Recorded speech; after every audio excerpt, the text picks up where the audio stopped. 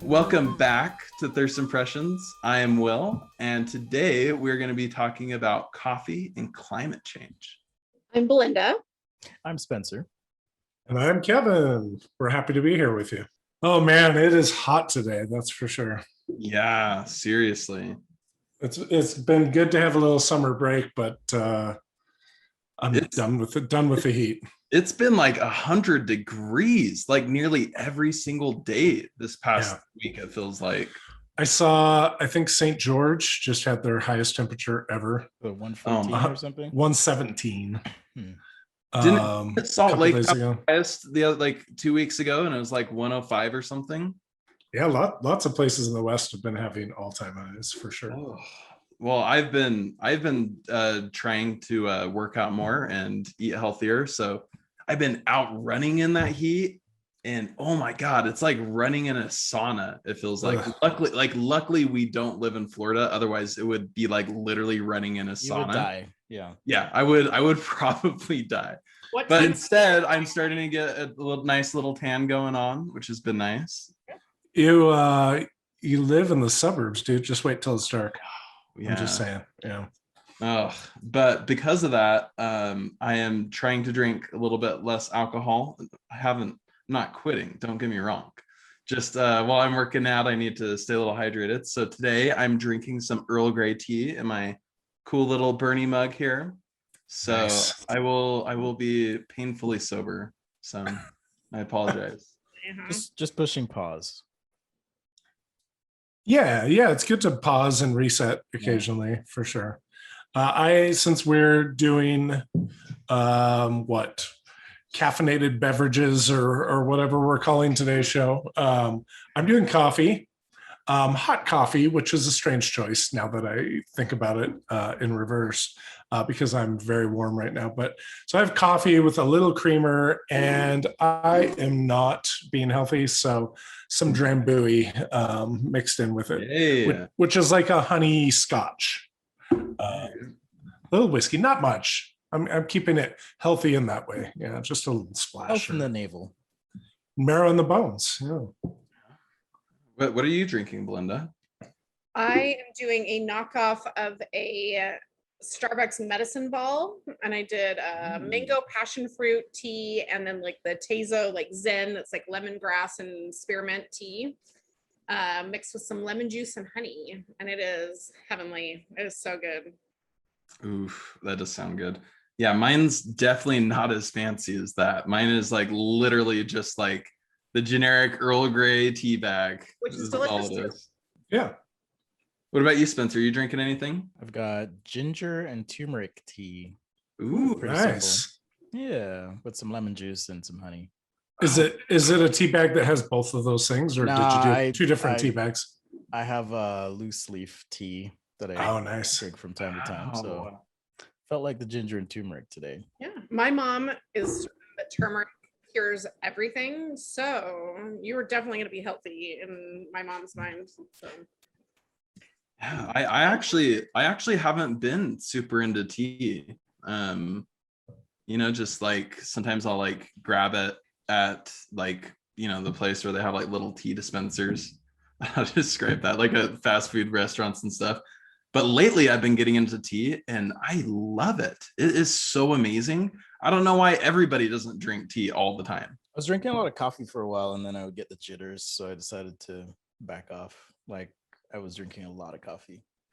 Are you drinking like zero amount of coffee now? Yeah, I'm not doing coffee right now. So if I need caffeine, I'll do green tea. That's interesting, because the reason why I started drinking tea lately is because I too quit coffee at like the start of the pandemic. Not because of any reason other than I was too lazy to make it on my own. Because normally I just like grab it on my way to work and just sip it, but I like literally gave it up. But it was giving me the jitters too. And recently, the past couple months, I was like, I just need some sort of caffeine. So that's why I started drinking tea. So just green tea has some great caffeine in it. But I will tell you, since around the start of the summer, I started drinking coffee again, and holy shit, coffee is amazing. That's all I can say.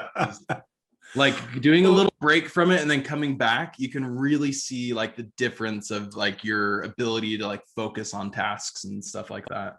And it gives you awesome anxiety. Spencer, nothing like adding some anxiety. Yeah. Yeah. Why are you cutting coffee out? Oh, just worries about my heart and like trying to not overdo it. So we're getting to that age where friends die. Yeah, indeed. It's weird. Indeed. Yeah. Oh yeah, that's not tough. I think it's good. I think it's healthy to be able to just kind of press pause and be like, all right, taking a break for a while, or even quitting and that sort of thing. Because alcohol, surprisingly, if you guys didn't know this, is not healthy for you. It's actually very unhealthy for you. What? Yeah. It's a lot of fun, but it does cause health problems. That's what I've heard. And as much as the physical health is important, obviously, like I think there's something healthy about in life just being able to learn to put a pause on anything that you need to scale back in, or you feel like you're not in a good place with it. So I think practicing that in kind of the physical realm really helps with mental clarity and strength too, to be able to I don't know, just get kind of in a rut of like doing the exact same thing just because that's what you always do. Like just with your coffee story, Will. Yeah. Like you were just used to, I go drive through Starbucks or whatever on my way to work, and that's what I have. Yeah. And I actually do the opposite. I never your coffee to Starbucks and give it. Yes, I go deliver coffee to everyone at Starbucks. No, I mostly make my own coffee. And sometimes I'll find, and I actually, my oldest child works at a Starbucks. So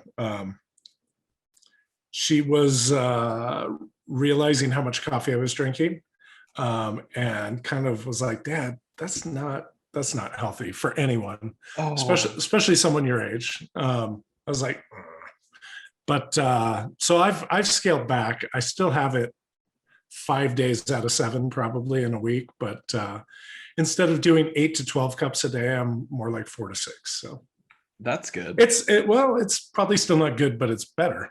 It's certainly better.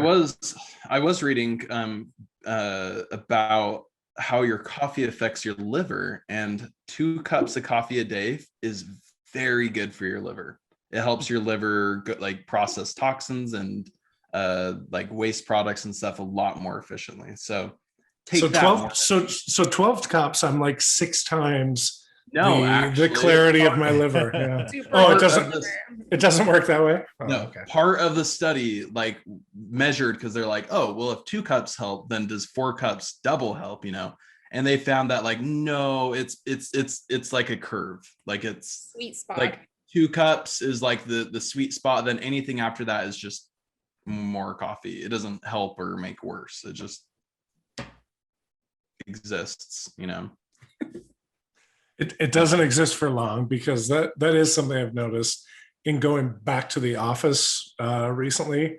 I've continued to drink as much coffee, and I will say the pandemic, because I started just making coffee at home all the time and drinking so much, I'm still kind of in that habit, even though I've scaled back.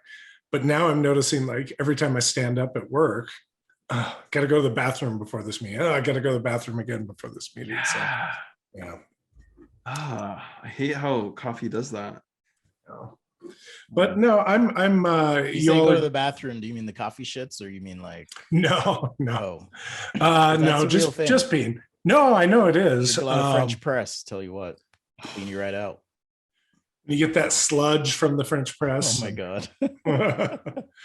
But Belinda can tell you, I'd never used a French press before. And for some reason, I think my coffee maker broke, or maybe we were camping. I think we were camping. And I was like, I can make it, because I'd watched her do it once. And so I put the stuff in, and the plunger that you're supposed to just gently, slowly put down. I'm Yeah. like, Oh my God. because I'm like, oh, you gotta froth it up, you know, you gotta really mix it in. Kevin, And you did it was Like, not. it didn't work. It's broken. And I'm like, it is? Kevin. I'm like, it's like mud. It's so thick. Oh, stop it. Yeah. I can't believe you did that. That's so funny. Which that brings me to a great point is we absolutely should have a coffee episode where we can teach people how to use certain equipment so they don't embarrass themselves when they're out camping trying to make coffee. It's true. I think the main reason that I mean, they're convenient, but what do they call them? The K-Pod things. Oh yeah. Oh, Keurig machines are so popular, especially here in Utah, is because people don't really know how to make coffee. So they're like, oh, I just have to put this thing in there and push a button, and it's done. Yeah. It's really not that hard. But if you don't know, and you don't know that there's a thing called YouTube, exactly. And I learned really quickly after drinking one, sip of French press coffee that had been thoroughly, it was like I was making butter, just churning away. Yeah. Oh. Or washing some clothes in the French press, Well, speaking of my drive to work today, if you guys look outside, it's pretty crazy. There is sky there. If you live in one of the valley, or if you live in like Salt Lake Valley, you probably don't even notice the mountains that are around. And I said mountains because we're in Utah, and it's the sun when it's about to go down there on the horizon. It's just red. Have you guys noticed this? This is crazy. It's a blood sun and blood moon. Will does that mean the world is ending? It must. So. And I think it feels like that might be a true prophecy, actually, because funny how that works. Yeah, it's I was a couple days ago driving down south, and I realized, like, I'd been outside for a few minutes, but I'd been driving, and then I looked up and I was like, where am I? I don't see mountains anywhere. For those of you not from Utah, we live in a valley, and we have really giant mountains on one side and very large mountains on the other side, running north to south. Mostly. But it's pretty close quarters. Like, there's not a lot of wide open spaces in this valley. And that's how you orient yourself when you're navigating around, right? Yeah. So it was really weird to just be like, where are the mountains? And my son was with me, and he's like, taking pictures. He's like, what happened? I'm like, oh, there must be a fire locally, like really locally, because it's so thick. And it turns out that it's not local fires. Actually, there's who was it? NOAA, or the North, whatever, the weather place. Oh yes. NORAD? I think it's NOAA. NOAA, NOAA. They put out a video on Twitter showing this like literal satellite images showing smoke from North California going over Nevada, over Salt Lake County and Utah County. It's insane. We have literal forest fires that are states away that are literally affecting like the sky in Utah, like the ability to even like see the sky. This is crazy. I'm looking at my window, and the smoke is indistinguishable from the clouds. Like, they just kind of blend together. You can taste it too. Like, yeah, it's like a fog when you're driving. It looks like a fog. It's absolutely disgusting. And what's sad is it's probably just going to get worse and worse and worse until there's no more trees. Nothing left to burn. Yeah. And it's I saw this meme on Twitter the other day. It was really depressing. It was like a Simpsons meme, and Bart is talking to Homer, and Bart is like, oh, it's the hottest summer of my whole entire life. And Homer was like, no, son, it is the coolest summer for the rest of your life. Oh, that's scary. And that's kind of how I feel about these fires that just keep popping up. And it seems to get worse every single year. Yeah, I was just reading a book recently that was talking about, it wasn't really talking about climate change. It was talking about the history of the earth, and but climate change was mentioned, and it was talking about the ice ages, and it was talking about the hot periods. And the author was talking about how it seems counterintuitive that you can go from getting very hot to all of a sudden sliding into an ice age. Like, how does that happen? Or you can be in an ice age and get to a place where somehow everything's frozen, but now we're melting. And he talks about how when it gets really hot like this, it actually increases the moisture that's evaporated into the air, and therefore creates more rainfall, which you would think is a good thing. But then what can happen is we get massive winters, and then we have more snow coverage, which lowers the temperature of the earth, and then the snow stops melting as much. And then, you know, obviously we're talking over extremely large periods of time, but like it really is this like finely balanced thing for us to be where we are, and we're just seemingly throwing everything we can at it to just fuck it up, like, and make it go off kilter. So like, I'm not hopeful. I'm not hopeful that before my life is over, things aren't going to be in such a state that like what I recognize as the normal right now is completely different, you know? So I'm looking at a graph. If you've ever looked at a climate change graph, the visuals are shocking, to be honest. Like, so like I'm looking at one right now. I just pulled one up just to kind of see like where we're at. The warmest previously, like in recorded history, as far as temperatures, like if you go way back, like 1,000 years ago, in the year like 1078, the temperature was about the same as it was in the early like 1920s on Earth, and we have like doubled that number. So we are like the temperature, like they call it the temperature anomaly, right? Like 60, like it's like, you know, 0.1 degrees, you know, or 0.9 degrees Celsius cooler or warmer than average, right? And that doesn't seem like a lot, but it's a lot. Yeah. And right now we are, we're not doing so hot, actually. Yeah, those, and Kevin was bringing up a good point before the show, where a lot of conservatives, you'll see like these graphs that you're talking about, Belinda, of like the Earth's temperature over time, and like using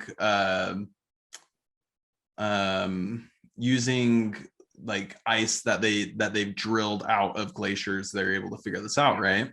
And so like you'll see on the graph, it's like really crazy. The temperature's up and down, up and down, up and down.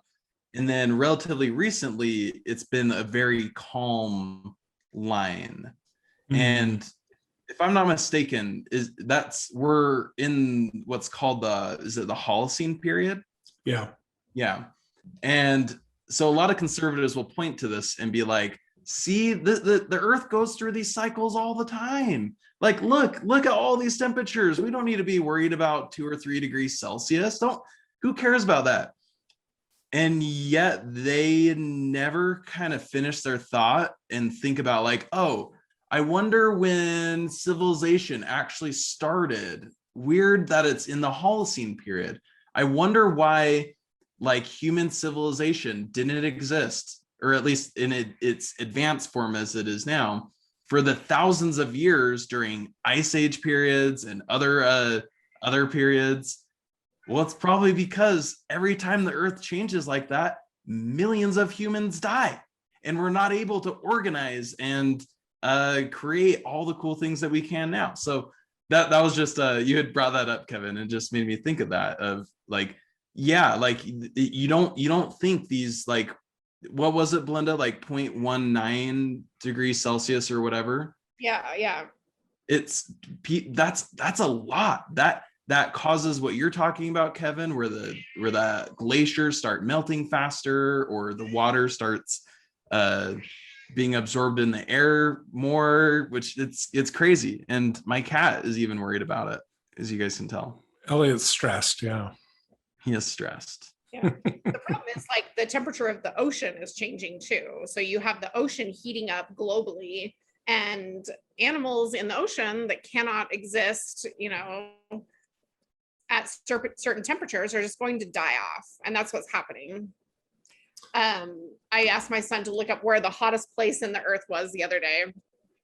And he found a thing that recorded surface temperatures, land surface temperatures. And it gets hot. Spots, yeah, it gets hot. Have you ever like walked on a hot asphalt, in your bare little tootsies, it's, do a little dance. It hurts, right? But here it probably doesn't get quite as hot, as some places. In the Sonoran Desert recently, the surface temperature was recorded at 177 degrees. Whoa. Jesus Christ. Where was that? In the Sonoran Desert, and in another place in the Middle East. Two places both recorded the same temperature of 177 degrees Fahrenheit. That's not good. No, it's like putting your feet in the oven almost. So yeah, no, it's terrifying, actually. Like it is so scary to hear all these numbers and to know that like it's literally only going to get worse from here. I wish more than anything that our politicians and our society will finally come together and defeat climate change and all this sort of stuff. I have zero hope for it, guys. Yeah. I am in climate nihilism right now. I agree. I mean, if the pandemic's any indicator, and I said this early on in the pandemic, that the Achilles heel would be freedom of choice, which sounds fucked up and weird because you don't want to force people to do things, maybe. But yeah, the fact that it's so hard to get people to get vaccinated or to be considerate enough to wear a mask, like for us to, I think, make a measurable difference in the state of the planet and the environment it would take a monumental effort and coordination. And how do you like get rid of somebody's greed, right? Because it's people's greed that is driving the destruction of our climate, right? Yeah. I mean, an example of that perfectly is we were lighting the fucking ocean on fire. We're lighting the Gulf on fire because some corporation wanted to extract oil from the pipeline that they found under, or not the pipeline, the oil, whatever, under the Gulf. They lit it on fire. Like, we are literally lighting this planet on fire for what? Yeah. For what? That's not the first time that's happened though, either in the Gulf. Like they had that happen. Do you guys remember when that happened the last time where the pipeline broke underwater and they weren't able to fix it? And it was just like gushing oil into the ocean just constantly for a long time too. A long time. Yeah. Yeah. It's like we are purposefully trying to destroy this planet. It feels like. It makes Jesus come faster though. I mean, maybe it's not good to come fast. Yeah, are you saying he gets off on that or what? Right? Probably. He's like, oh, I can't hold on anymore. Oh, all that profit. No, I've literally heard conservatives make the argument that climate change is good because it'll open up shipping lanes in the north, like to be able to go from like Canada to Russia much more efficiently than we're able to do now. Like that's how they're thinking about climate change. Like, oh, this will make us be able to make a lot more profit, and we can just move to Iceland where it's going to be nice. See, but that's the whole problem. It's a classist racist struggle too. Yes. And frankly, all of us are in a place where if things get uncomfortable financially, we could probably all just relocate. If it was like, it's this or die or whatever, right. No problem. But like people are literally dying this summer from heat.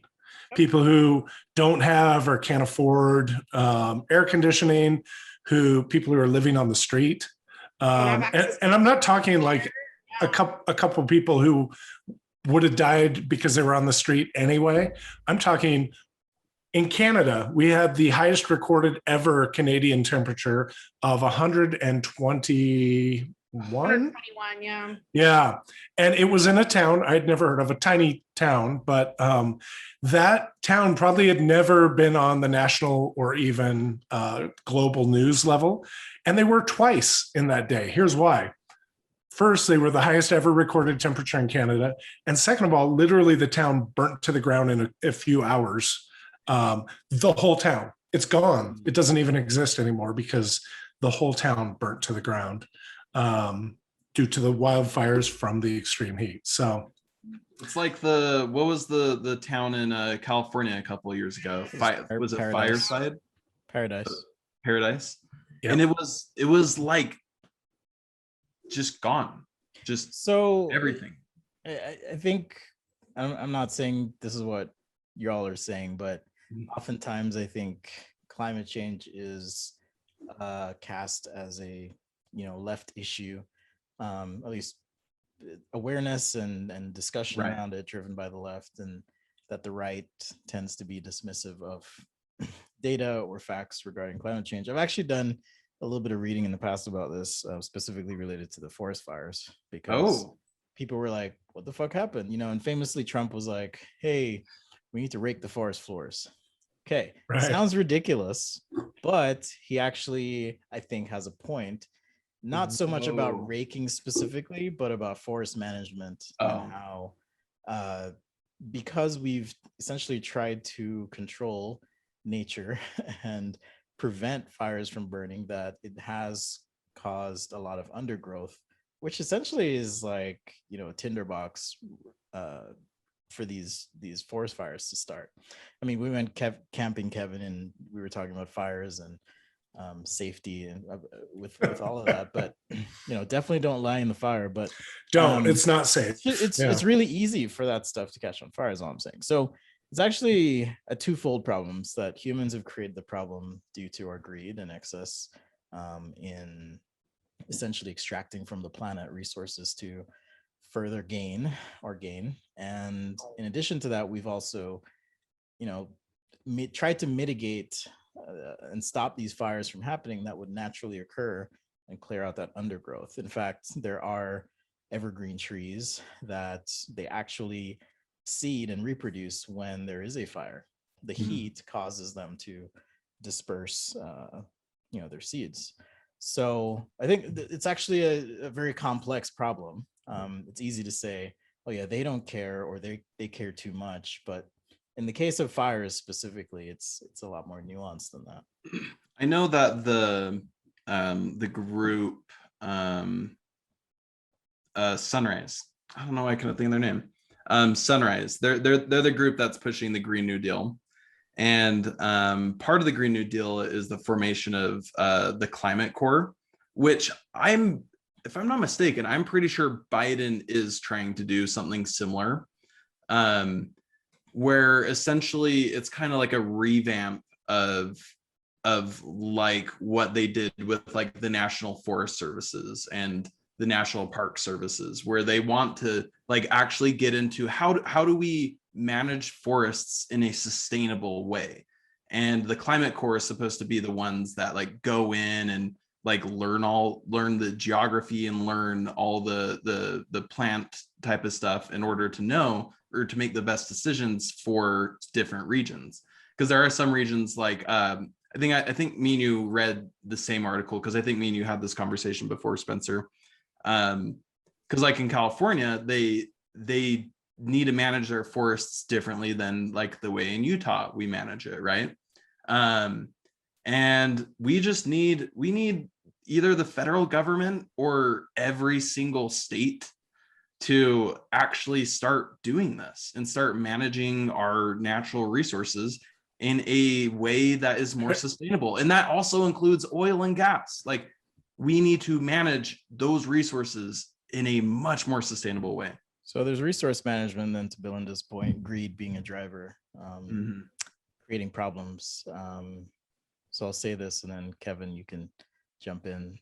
But the drought's on my mind too. But Mm. the thing is, you look at California. I used to live there. I look at Utah, and we build everything up to the fringes, to the borders of our open spaces. And in California, I mean, sometimes they're building into forests, meaning building homes. And the juxtaposition of humans to wild areas is, well, it's fucking up migratory patterns of animals, or um, their habitats and domains. But on top of that, it puts homes in close proximity to what would naturally be an area that would burn, right? And Yeah. so we lament that these forest fires are, eradicating towns, but at the same time, it's like, well, what did you expect if you, Mr. Developer, or Miss, or whoever developer, didn't consider the ecological impact and ramifications of what you're doing? Yeah. That is such, yeah. That you like, we could, I'm not going to, but like you could totally turn that into a discussion about like suburbanization and the way that we even organize the way that we do our cities and towns, and because we can do that in a much more sustainable way. So one of the things that's been going through my mind as we've been talking about this, like talking about forestry, talking about water management, all of these various things. All four of us have worked in the corporate world, right?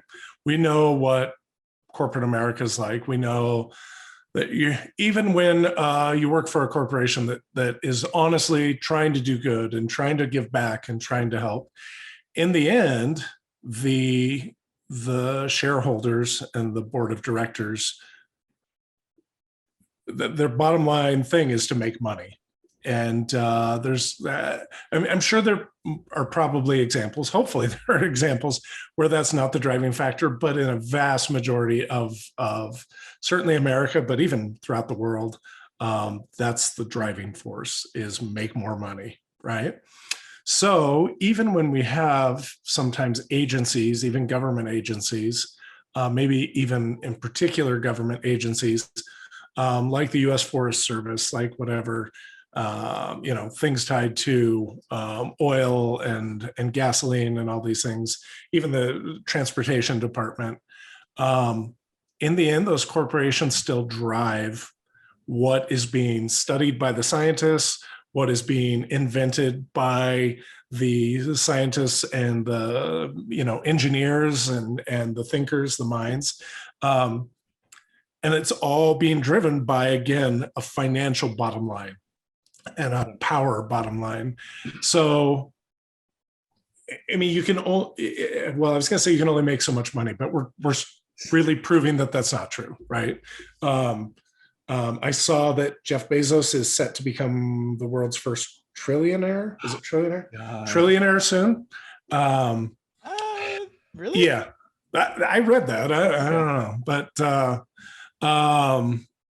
well, I also saw something the other day that said every second of every day of every year, he makes the equivalent. Every second, he makes the equivalent of the average American workers' monthly salary.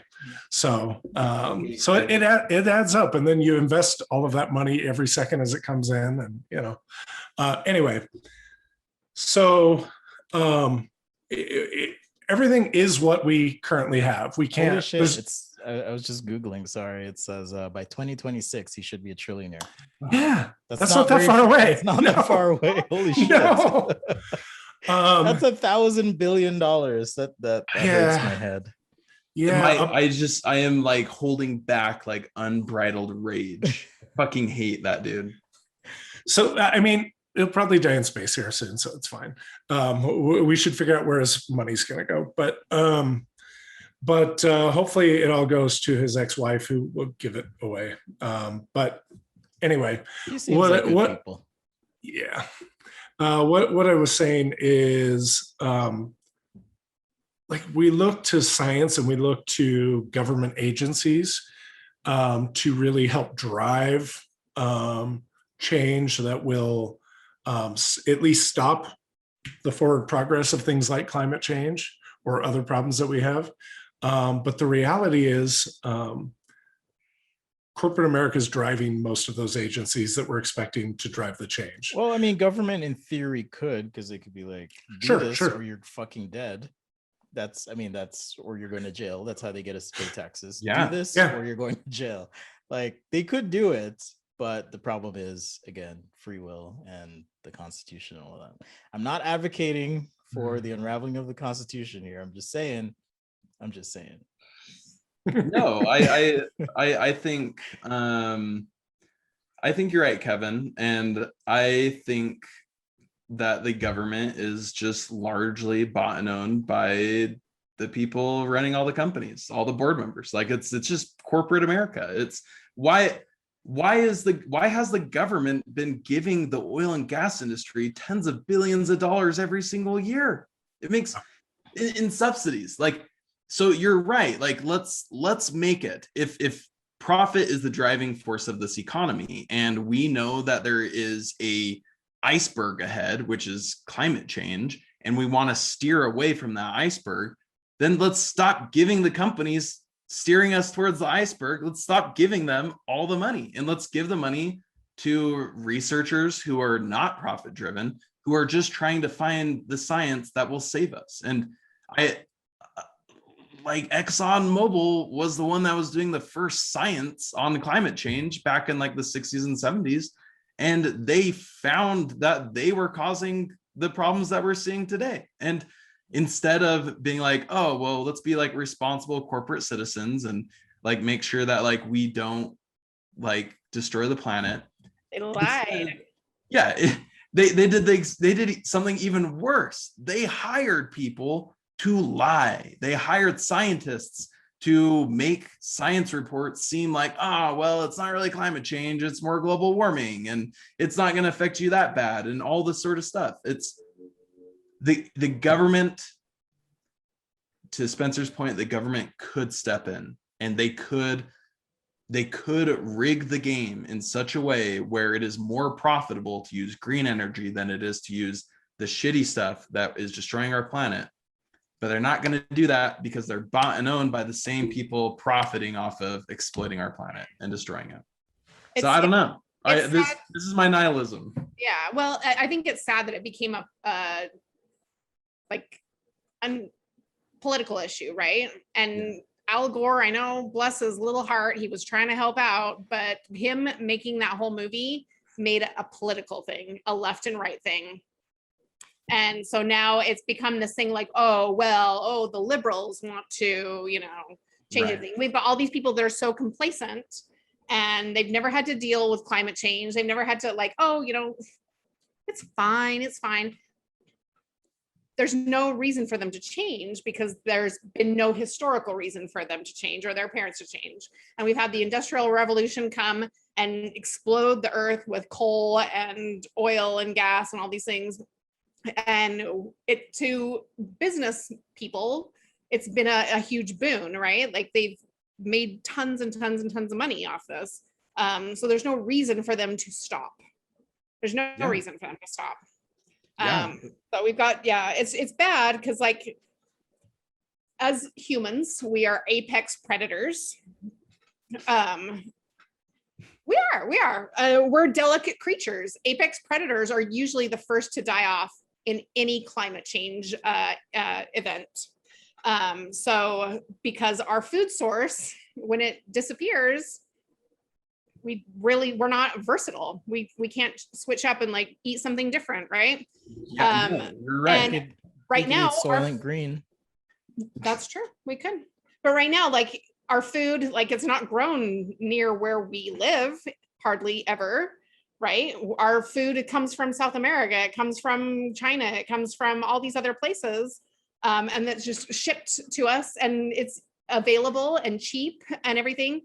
And so what if some like catastrophe happened and food supplies were cut off? Like we'd be dead. This wasn't the case with food, but the Evergreen that got stuck in the Suez Canal.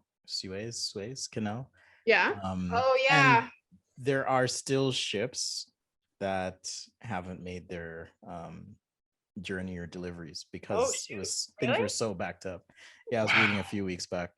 So those ripple effects are felt. So to your point, like sometimes because everything is built just in time, like we took this idea of just in time everything and applied Yeah. it to all sorts of aspects of life. You know, Yeah. Henry Ford, bless his little heart. But it creates problems because you're not prepared for things aren't overbuilt. We just build just enough to hold this thin thread of the economy together or trade or whatever.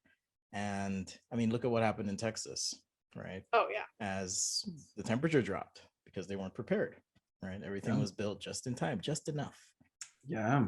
I mean, the pandemic was a perfect example of that. Just everything, masks. Like we're running out of hospital beds. What do you mean?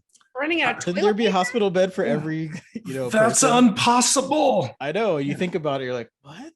This doesn't make sense. Yeah, no, it's masks too. A friend of mine on Twitter, he was commenting on this will lead into it is you're right, Belinda, like the conservatives they keep on, like Al Gore kind of made it more of a political issue. I think the conservatives didn't really, it's not really that they like, honestly, I don't think that it's that conservatives literally don't believe in climate change. I think it's more of like, yeah, who gives a shit? Like, I'm in power now, I'm making money now, and I don't need to worry about future generations. That's and also like this corporation is giving me tons of money, so like I'm not gonna back policy that's not gonna benefit them.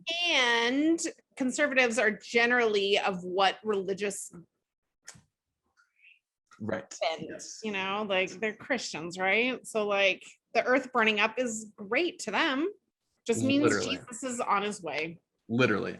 But another aspect of that is like I will not let liberals off the hook of this either. Like you have a whole bunch of Democrats who are pushing this nonsense idea that if we get rid of plastic straws, that's going to solve things, or if we all just had electric cars, that would do good. Now actually create policy that forces car manufacturers to use like be electric, and then create subsidies where people can actually buy that shit. Like you see what I mean? Like liberals are also part of the problem, where they're trying to make this a individual, like you need to make better choices because you're destroying the planet. When you look at you didn't drink out of them, god damn it. Right? Like when you look at the actual data, like the top 1% of income earners in this country produce like, I'm not going to be that far off on these numbers. Like you can look these up. It's some crazy stat. Like the top 1% uses or emits 80% of the individual carbon output in this country, because they have private jets. They've got multiple homes. Like they've got a bunch of cars and workers trying to move stuff around all the time. They're like consuming more than anybody else, right? Like that's exactly right. Cars, clothes, food, you know, just waste. So, exactly. So I don't think I'm that far off on the numbers there. So look it up. But where I'm going with this is a friend of mine made this comment on Twitter, because people are they're having a discourse about climate change, obviously. And he made a good point that like, it doesn't matter how much we do, like basically like right now, like we've already hit the limit for our carbon output. Like we're already starting to kick off what's it called? Cyclical things. What's it called? Downward spiral? No, where you something, it's like you get to a point in like the rainforest where it just becomes too hot and everything dies. Like you can get it up, like return. I don't know. Yeah, it's like it's the point of no return. It's you start it's feedback loops. Once you get into a point where the climate reaches a point where it starts emitting more carbon than it's using, then shit, like you can't do anything else. The only thing you can do is to start pulling carbon out of the air. The only thing you can do is start to reverse climate change as opposed to not put out more carbon. You see what I mean? And that's where we're at right now, is we've already passed the limit, or we're going to, and there's no way we can stop that momentum. And the real solution to climate change is we need to change the way that we live. Like, we need to change like the way that we produce products and consume products. Like, no more of this single plastic. Like, I know I'm getting onto that liberal thing, but like, no more single-use plastics. Make it a law. Start fining corporations that put things in plastic things. Start fining corporations that are going over their carbon limit. Start shoving shit ton of money into research and development for technology. Used items, right? Exactly. How about we have recycling plants that actually fucking recycle things instead of just literally throwing it into the rest of the trash? That's literally what most recycling places do. So my cousin's husband owned a recycling company, and it was cheaper for him to take the recycling, put it on a boat, and ship it to China than it was to recycle it. Yeah. So there's systemic things that we need to fix before we can. That's what I'm trying to say, is the real solution to climate change is we need to fix the systemic problems. We can't, individual stuff is not going to do it, but the systemic stuff is going to enable us to make the individual decisions a lot easier. I don't think it's a matter of even can't, it's won't, because there's two Belindas. Climate change has caused this. I was like, holy shit. For those listening, we just had a surprise Belinda up here. A wild Belinda. Nice. So it's not a matter of can't. I think it's more won't. We won't do it because you know, I can, as Will was talking, I was just imagining lobbyists saying, or even companies saying, oh, well, we're gonna have to pass these costs on to the consumers. And my brain goes, okay, cool. Well, how about you pay us more? And then we'll be able to afford that. I guess I don't know if that's a feedback loop itself, or it is. It probably is, as well, because there's probably problems on the tail end. But as Will and I know, modern monetary theory would suggest otherwise. But anyhow, I can totally see companies saying that, and people going, oh, whoa, you know, it's already expensive to live here. I mean, gas in Utah is now almost like $4 prices. Yeah, yeah, it's like $3.70 a gallon, something like that. I just paid $3.79 today. A gallon. Oh. So no. And as our temperature rises and we're putting more pressure on the power grid, like just happened now, my power is out because everybody's trying to furiously cool their homes right now. And so, lights out, power's out. I have, and then noticed, that's a problem too. You know, my power is cut out a few times. Just chilling at home, you know, it's just been cutting out and in. It's unusual. And imagine if you had somebody living with you that required like medical devices that had electricity going to them.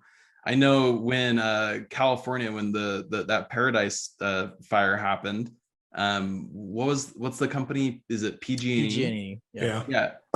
PG&E. The fire was caused by them because of their complete neglect to maintain their infrastructure. They started doing rolling blackouts, and they didn't even consider people that had medical things, and like people were literally dying in their homes because PG&E was turning off their power. It's like that's another aspect of climate change. Like, you don't think of those downstream effects that like these bigger events have, but it's like the butterfly effect. One thing changes and it has a ripple effect that changes so many other things. And the people who are going to be hurt the most by that are the people who don't have the means to get out of that situation. And so it is, like you said, Kevin, it is very classist. It is a classist effect that climate change is going to have on us. I think the pandemic kind of pinpointed often, even if we have lots of warning, even if we have scientists and data from multiple sources pointing to something and saying, this is really bad. Hey, everyone, this is really bad. Hey, this is really bad. We just kind of ignore it until the shit really hits the fan. And then sometimes we still, so a certain portion of the population at least will still ignore it, even when there's shit flying everywhere Right. from the fan blast. But I think as political as it all can be, I just recently had conversations with a couple different very conservative people. One is our desk mate friend from work, Will. And he is a firm believer in climate change. And he's clearly done research and studied like some of the science behind it and things like that. I was actually reasonably impressed by the extent of his knowledge on it. But I think the real problem is laziness. And I'll use a different word, not laziness, complacency. We're all just like comfortable. Even when we're not comfortable, even when things are pretty bad, we're pretty comfortable, especially here in America. Not everyone, obviously, but for the most part, we're all reasonably comfortable. And I think it does a big disservice to us. I'm not saying don't be comfortable in life. I'm just saying there are things that are important enough or big enough issues, whether it be a pandemic or climate change or whatever. And so me not using a plastic straw, while that's not a bad thing, if I use that to, reduce my stress level about this or reduce my feelings of fear that we need to do more, and I don't let those fears and those things help me drive along with others, massive changes in infrastructure, massive changes in how we approach things, then in the end, we're just going to comfortably die in fires and heat waves. So when is the revolution? That's what I want to know. I don't know, Belinda, and I'll wrap on saying just that I am extraordinarily nihilistic about climate change, and I just don't think we're ever gonna fix it, and I think my grandchildren are gonna just have a really crappy life because of it. So that's I don't know what Belinda, there needs to, like, if there is a solution, I don't know of any other thing other than like some sort of revolutionary type of change. Like, I'm not saying an actual revolution. Maybe that's what's needed though. Like, honestly, like I just don't see how we can get the plutocrats that run our country to actually give a shit when we've known about this for literally a half century and we still haven't done anything about it. Sure. So I'm sorry to our listeners that I'm so pessimistic about this. So thank you for your optimism, Kevin. It'll drive them to change. I'm just waiting for Jesus to come back. Yeah, or that. I figure that'll fix everything. Yeah. Praise Do you have your him. 2-year supply in of food so that when the food shortages happen, you've got all your I thought it was 1 year. Shit. Yeah, remember when they used to push that all the time? Oh yeah, Spencer Kimball was a big proponent, and even Ezra Taft Benson. Yeah. My parents have so much weevily wheat, they could feed us for a long time. And by they, I mean the Mormon church used to push very heavily preparedness, food storage, they called it. The OG preppers. That's right. I was recently accused, by the way, of being the type of person who is probably a prepper.